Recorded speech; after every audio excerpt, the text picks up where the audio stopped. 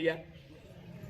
और ये जगह जगह खड़े होकर के ये 85% लोगों को एक करने की बात करते हैं, कहते हैं आइए हम 85 एक करेंगे। अरे पहले आप तो एक जगह खड़े हो जाओ, 85 क्या एक करोगे? तुम खुद 85 जगह से चिल्ला रहे हो और हमको बता रहे हो कि हम 85 एक करने के लिए आए हैं।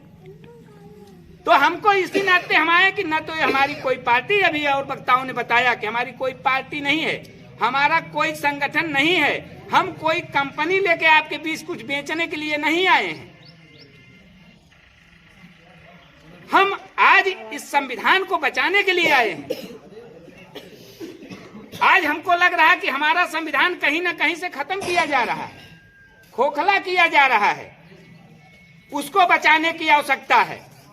और यहाँ संविधान बचाने की कौन कहे? 85 जगह लोग खड़े होकर के 85 को इकट्ठा कर रहे हैं और 15% लोगों को लाभ पहुंचा रहे हैं।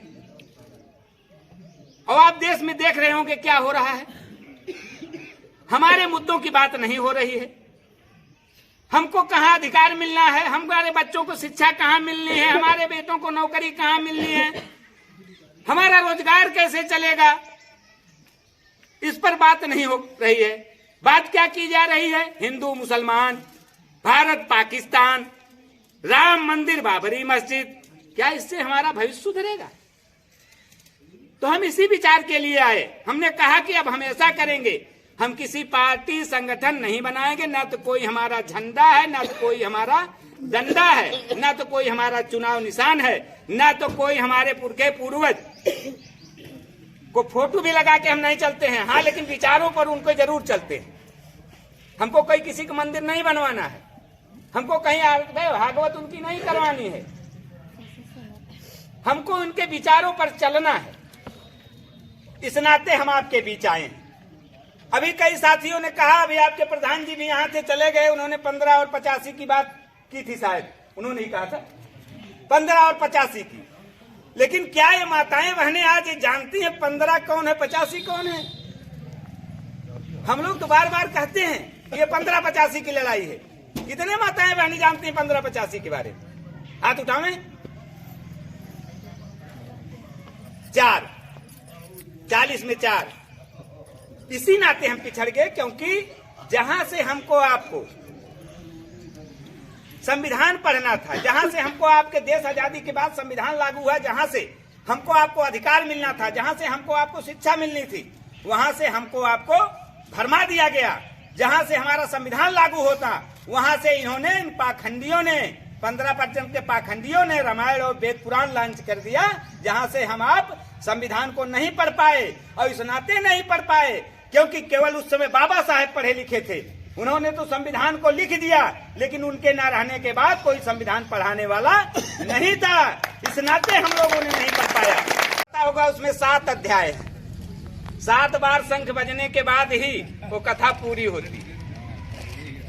तो हमारे एसएसडी में भी हम लोगों ने 7 पार्ट को बना के रखा है, और एक दिन में बताया नहीं जा सकता, क्योंकि एक दिन में बताने में कुछ आधा अधूरा रह जाएगा तो अर्थ का अनर्थ हो जाता, आप समझ नहीं पाओगे। समझना कुछ है, समझे जाएंगे कुछ।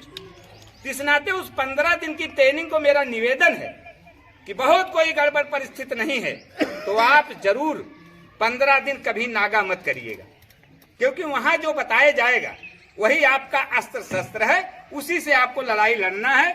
आपका जो शस्त्र है वो कलम और कापी है। हमको उन तलवार वालों से इस कलम और कापी से के माध्यम से लड़ना है, क्योंकि बाबा साहेब कहते थे कि शिक्षा वो शेरनी का दूध है जो पिएगा।